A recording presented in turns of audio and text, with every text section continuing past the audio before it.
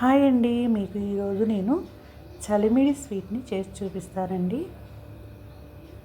దీనికోసం నేను 2 కప్పుల బియ్యం తీసుకున్నాను. ఇవి ముందు రోజు నైటే 2 కప్పుల బియ్యాన్ని నీట్గా కడిగేసుకొని నానబెట్టేసుకోవాలండి.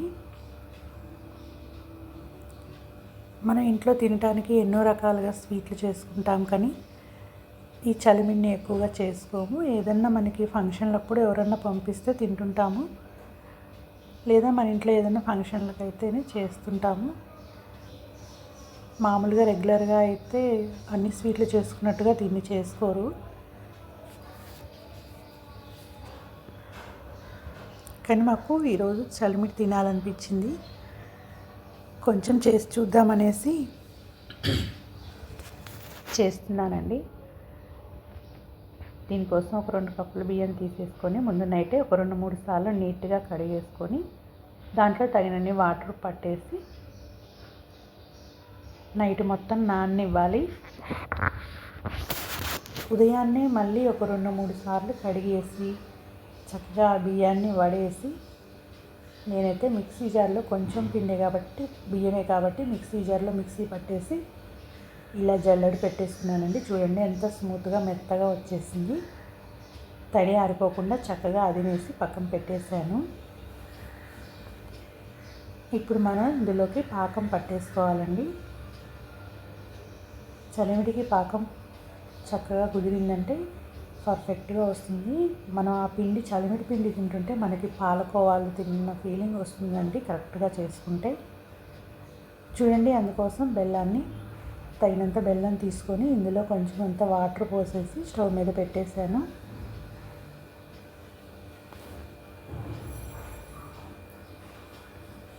మీలో ఎంతమందికి చలిమిడి అంటే ఇష్టమో నాకు కామెంట్ చేయండి ఫ్రెండ్స్.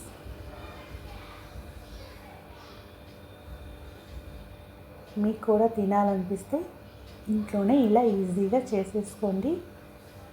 నేను వీడియోలో చూపించిన విధంగా చేసుకున్నారంటే చాలా పర్ఫెక్ట్గా వస్తుంది. చూడండి, ఇందులోకి 4 యాలక్కాయలు తీసుకొని ఇలా చక్కగా మెత్తగా దంచేసి పక్కన పెట్టేసుకున్నాను. ఇందులో నేను బాదం పప్పుని ఇలా సన్నగా ముక్కలుగా కట్ చేసి వేస్తున్నాను. వీటిని నేతిలో వేయించుకోవాలండి. ఇలా కట్ చేసి పక్కన పెట్టేసుకోవాలి. చూడండి, మన పాకం రెడీ అయిపోతుంది. ఇందులో చాలామంది జీడిపప్పు వేస్తారండి, బాదం పప్పు వేయరు. కాకపోతే నేను బాదం పప్పు వేస్తున్నాను. బాదం పప్పుని సన్నగా ముక్కలుగా కట్ చేసి నేతిలో వేయించుకొని అవి మనకి పంటికి తగులుతుంటే చాలా టేస్టీగా ఉంటాయండి.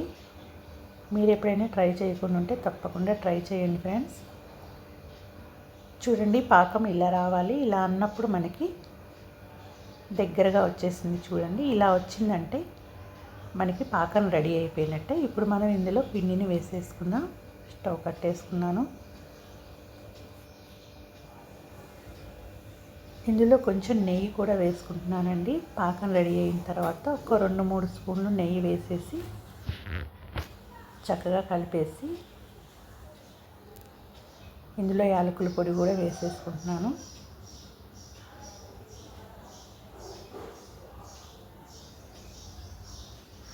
ఇప్పుడు పిండిని కొంచెం కొంచెం వేస్తూ ఉండలు లేకుండా కలుపుకోవాలండి.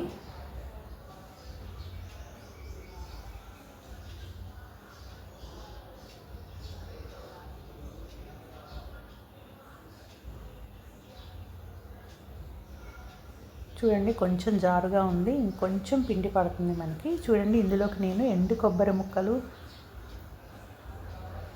బాదం పప్పు ముక్కలు రెడీగా పెట్టేసుకున్నాను. ఇందులో గసగసాలు కూడా వేస్తున్నానండి. చూడండి, పిండి కలిపినాక మనకి ఇలా ఉండాలి. ఇలా చేతితో నొక్కితే ఇలా మన చేతికి అంటకుండా ఇలా ఉంచుకుంటే సరిపోతుందండి. ఇప్పుడు మనం ఎండు కొబ్బరి, చూడండి గసగసాలు కూడా కొన్ని వేస్తున్నాను.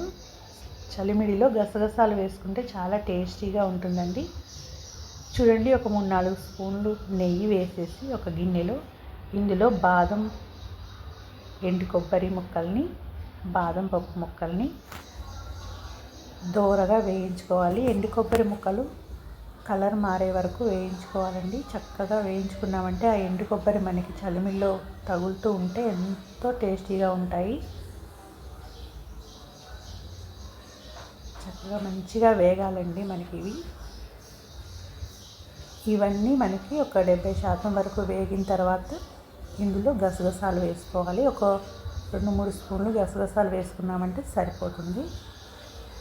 ఎక్కువగా ఏం పట్టవండి గసగసాలు, సన్నగా ఉంటాయి కదా, చలిమిడి మొత్తం కూడా స్ప్రెడ్ అయిపోతాయి.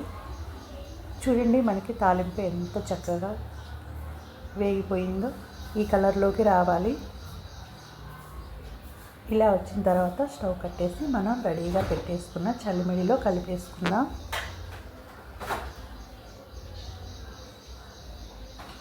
అంతేనండి, ఎంతో టేస్టీగా ఉండే చలిమిడి మనకి రెడీ అయిపోయినట్టే. చూడండి, దీన్ని మొత్తం కలిపేసుకోవాలి.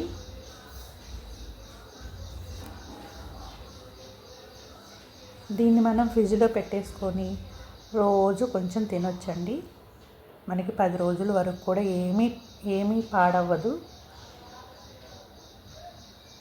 ఒకరోజు మొత్తం బయట ఉంచేసి తర్వాత ఫ్రిడ్జ్లో పెట్టేసుకొని రోజు కొంచెం మనకి తినాలనిపించినప్పుడు